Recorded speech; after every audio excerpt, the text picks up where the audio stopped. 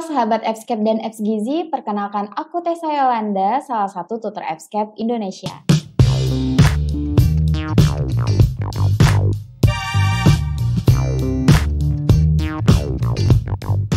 Pada video kali ini, kita akan membahas soal-soal UKOM terkait dengan gizi.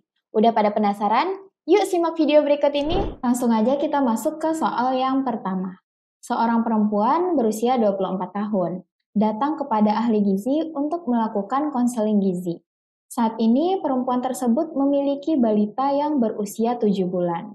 Perempuan tersebut ingin mengetahui makanan pendamping ASI atau MPASI yang baik untuk balitanya. Apakah jenis makanan yang tepat untuk balita tersebut? A. Makanan biasa, B. Makanan cair, C. Makanan saring, D. Makanan lunak, dan E. Makanan padat. Nah, kira-kira yang mana nih jawabannya yang paling tepat sahabat Epscape? Langsung aja yuk kita bahas untuk soal yang pertama. Di sini yang ditanyakan adalah jenis makanan yang tepat, di mana data fokus yang kita dapatkan bahwa balita ini berusia 7 bulan. Nah, pembagian makanan untuk balita yaitu dibagi menjadi untuk umur 6 bulan, 7-8 bulan, 9 bulan, dan juga 12 bulan. Nah, pada umur 6 bulan ini, itu bentuk makanannya mirip dengan ASI. Jadi, untuk umur 6 bulan ini diberikan yaitu makanan cair.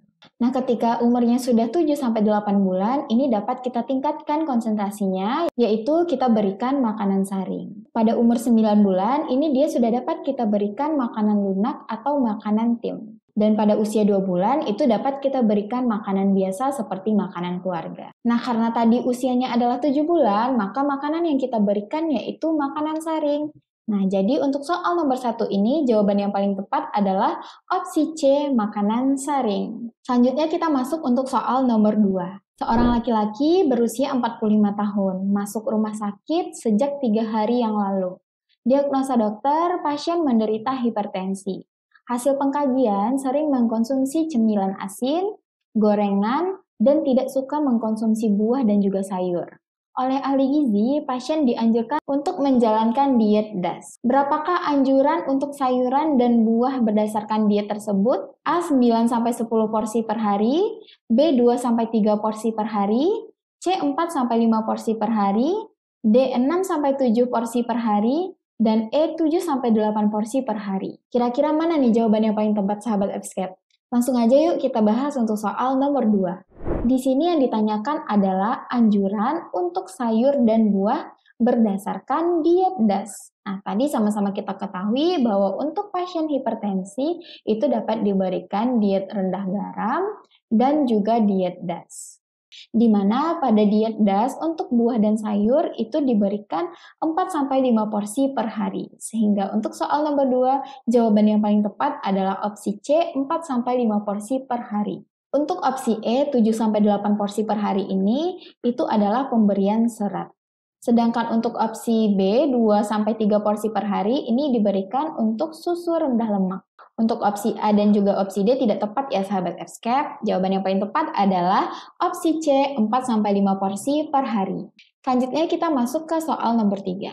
Seorang ahli gizi catering mempersiapkan menu untuk disajikan sesuai dengan permintaan kliennya, di mana klien tersebut akan melakukan resepsi pernikahan dan akan menghidangkan makanan kepada tamunya dengan cara menata makanan di atas meja secara lengkap dengan rapi sesuai dengan urutan hidangannya. Lalu tamu memilih dan mengambil sendiri hidangan sesuai selera.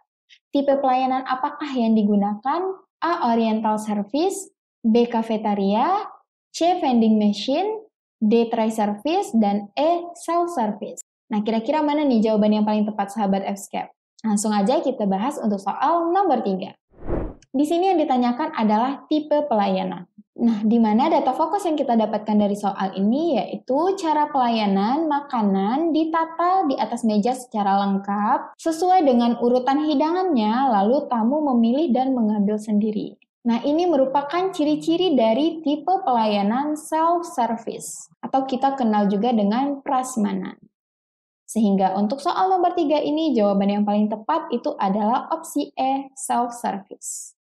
Selanjutnya kita masuk ke soal nomor 4. Seorang tenaga pemasak di suatu catering melakukan pengolahan makanan dengan menu fried chicken sesuai dengan perencanaan menu ahli gizi, di mana proses pemasakannya adalah menggoreng dengan minyak yang berjumlah banyak, sehingga semua bagian makanan yang digoreng terendam di dalam minyak panas.